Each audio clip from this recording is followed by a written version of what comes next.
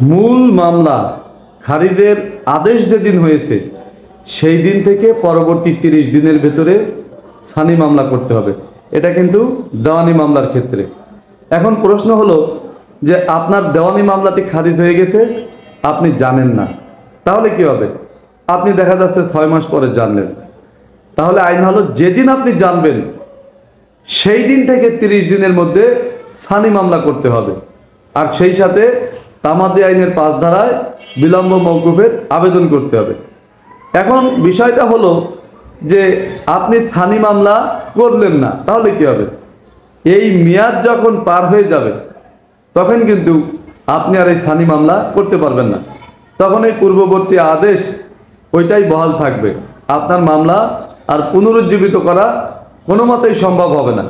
তাই মনে রাখবেন, যেদিন খারিজের আদেশ হয়েছে সেদিন থেকে 30 দিন, অথবা যেদিন আপনি জানতে পেরেছেন সেই দিন থেকে 30 দিন, এটাকে বলা হয় তামাদি। এই তামাদির মধ্যে আপনাকে সানি মামলা করতে হবে।